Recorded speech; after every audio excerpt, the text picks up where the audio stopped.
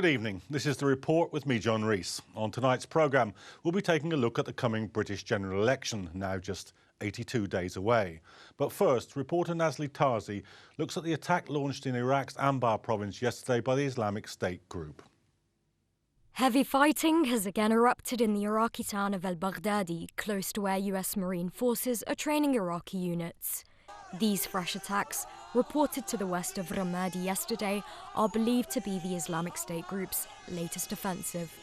The group, however, appear less interested in overrunning the training base where American personnel is situated. Instead, their eyes are fixed on the Ramadi-Fallujah corridor, leading towards Beji oil refinery, a site the group has relentlessly targeted since entering the country, according to local officials. This is not the first time the western city of Ramadi, where al-Baghdadi town lies, has occupied front-page headlines. Ramadi has long provided the self-styled Islamic State group an entry point into Beji, which they initially besieged in November last year. The industrial capital was eventually recaptured by government forces, marking a turning point in the fight back against IS. Despite comments from Iraq's oil minister, Adil Abdel Mahdi, the IS no longer poses a threat to Baghdad's black oil, referring to Iraq's oil riches. The group is at the very least attempting a comeback. Reports that came in yesterday stated the IS group insurgents took control of most of the western Iraqi town of al-Baghdadi, threatening an airbase where US Marines are training Iraqi troops. But today's reports from local sources claim IS have been pushed back out of the areas they advanced into yesterday after a counter-offensive was launched by Iraqi special forces. It seems that the only way to Beji for IS members is through the Ramadi corridor, leading towards swathes of uninhabitable and arid desert lands. The alternative route from the south of Mosul is no longer an option, with US drones buzzing overhead and Peshmerga forces defending surrounding areas. Yet in the present moment, no one can predict the outcome of the latest battle over al-Baghdadi, or if Beji remains part and parcel of the group's wider agenda. Nazli Tarzi, The Report. Well, joining me to discuss that report is Sami Ramadani, who's a lecturer in sociology and commentator on Iraq and Middle East current affairs, Afzal Ashraf, who's a consultant fellow at the Royal United Services Institute, and Professor Saad Jawad, who's a senior visiting fellow at the London School of Economics. Welcome to the programme, all of you. Sami Ramadani, you've been watching this closely. The reports are confused. Is it your understanding that they're heading for the US base or that they're heading for the oil? Well, it could be neither, John. What is happening is that there are some strategic routes which both sides want to control. And these routes lead to Baghdad and lead to Mosul. Obviously, Beji, the oil refinery area, is quite important, but it's not very important to Baghdad. It's more important to the Kurdish region because it supplies an energy resource to northern Iraq rather than to Baghdad. But having said that, it remains a strategic spot. What is clear on the ground is that there is to and fro. But on the whole, the Iraqi government forces have regained quite a bit of territory and some strategic routes. So to that extent, Baghdad is not under threat as it was a few months ago.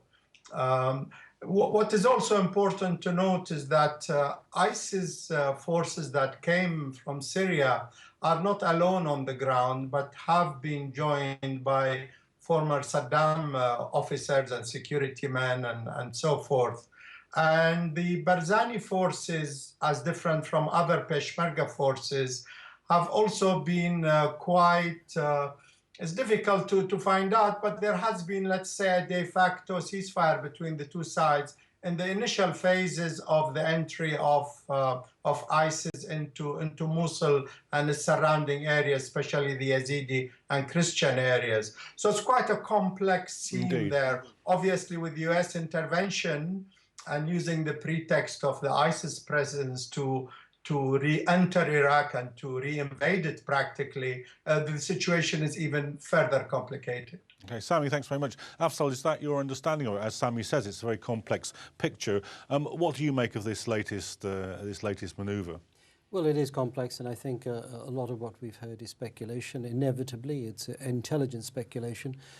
I would add to that the main objective of this for ISIS, whether tactically they want to go to Beiji, whether they want to go towards Mosul, or whatever it is they want to achieve, the main objective has been propaganda. It has been to give the impression of success, because you see, this is what this organization is built on. It declared itself an Islamic State, it declared itself a caliphate when it achieved territorial success. Now that success has been threatened by the coalition, threatened very effectively. It's lost the Mosul Dam, it's attempted attacks on the Beiji Dam on a number of occasions, the Idda Dam, and it's lost ground there several times. So it needs to project success. And one of the reasons why we have confused reporting is that much of our reporting is based on tweets from ISIS and IS sympathizers. And so what we're getting is a lot of claims made by that organization which are being contradicted by claims on the ground from both the Iraqi government and the coalition forces. So what we're seeing here primarily is a propaganda battle with some actual physical objectives underlying it. Okay. Professor Jawad, let me bring you in and get your initial take on this. I mean, both our guests so far have I think, agreed that there's some pushback as far as IS are concerned. Afzal said here in the studio that perhaps this is a propaganda response in part to that. What do you make of it? Well, I believe that ISIS would like to take some new ground, some new land, to prove that they are still powerful and they are not intimidated or slowed by the American intervention.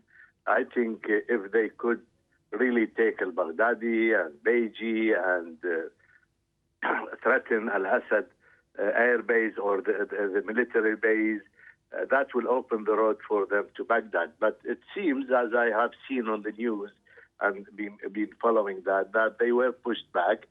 But the most alarming thing is that their threat to the civilians there are 10,000 people in al-Baghdadi surrounded now, and they are threatened to be massacred, most of them, as they did in other areas. And this is the real threat. This is the real danger. But I think militarily, they will not be able to take the base because the Americans will not allow their forces or their advisors, between two brackets, to fall into the hands of ISIS. But I think they have done something, again, which surprised the American and the Iraqi forces. And in the state of this disorganization of the Iraqi army and disorganization of the Iraqi forces and inability to wage a real attack on ISIS, I think they have managed to score some successes, but they have been pushed back. Okay. Sami, let me just move on to a slightly different aspect of some recent reports. There's some discussion about whether or not the Islamic State is setting up a banking sort of facility within the areas that it holds. And perhaps while we're on banking, if you could comment on that, and also on some of the reports that the Iraqi Kurdish leadership, when they were in London, were meeting with Goldman Sachs over the selling of oil internationally. What do you make of those two reports that we've heard?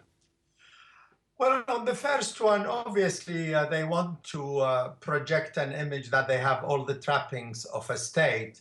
But really, I think ultimately it's a doomed project, not only in terms of the currency, but ISIS will not be able to establish a true state in the regions they have controlled. Remember, I think vitally, and this is often ignored, ISIS is ruling by enormous force of terror. the type of terror and fear that freezes people and prevents any form of, initially at least, any form of strong resistance to their presence. But they cannot sustain the trappings of a state and consolidate their presence in the vast areas they are active in without the acquiescence of the population. And I maintain that this acquiescence currently is imposed by sheer terror rather than so-called marginalization theories and so on. So that is number one. Number two, regarding the Kurdish regional government's attempts to sell oil in the international market, this has been one of the conflict points between the central government and the Kurdish regional government. And it seems the KRG has achieved much of what it wanted after the overthrow of Maliki's regime, who was a stumbling block to an agreement with the KRG leadership, especially Barzani leadership. It seems they have now established some measure of agreement with the Baghdad regime to not only explore for oil, but actually export to the international market without supervision of the central government. Okay. And this comes at a time when the United States is also establishing much larger military bases in Iraqi Kurdistan. Okay. Well, on that point, of course, this is the week where we've also had the news of Obama sending to Congress a request that might be seen as a way of paving the way for a greater force of troops on the ground. The Iraqi government hasn't asked for it. Many people will think it's counterproductive. What's your view? Well, the Iraqi government hasn't specifically asked for that uplift, but the Iraqi government has asked for a great deal of support, and I don't believe that it's getting the level of support that it wanted. I think that there are two very different aspects to this. First of all, there is a surprising lack of confidence in the Iraqi military and government to take the initiative. You know, it's now 9 months since this massive army, security force structure of about 250,000 has been brushed aside by about, 25,000 insurgents. Why are they not back on the offensive yet? They're still training themselves up. The second issue is that the Americans and the coalition, the regional coalition, has also been very slow to respond and very measured in its response. And if they are to defeat this organization, they have to react very quickly. They have to react with significant degrees of force. And I've long argued that, yes, we don't need boots on the ground, but we can't do without boots on the ground. And so what I've called boots with wings, that is air mobile forces that can go in, capture land, hand it over to the Iraqi forces, because it's easier to hold land than capture it. And these forces needn't necessarily come from the US or the West. They can come from regional forces to actually put ICE on the back foot. What they've done here is take advantage of some bad weather, so there's no air cover. They made a political statement by taking over al-Baghdadi for a few hours. They've now been driven out. It's very much a propaganda exercise, very much a desire to be seen to be back on the offensive. And their attacks on the al-Assad base are nothing. They've had 1 or 2 indirect fire incidents. Anybody can fire a rocket or a mortar at a base. It doesn't seem like any of them have landed anywhere near a vulnerable area. So I think this is a presentational exercise, but the response has to be much more than presentational. And I think the response from the Americans and from, the coalition, which is led by the Americans, and from the Iraqi government and the Iraqi military has been disappointing. Professor Jawad, I mean, there might be a case that it sounds as if the Islamic State is losing momentum and that a greater deployment by the Americans would be the one thing which would bind it back together. Well, I don't think that the American deployment is that effective up till now anyway.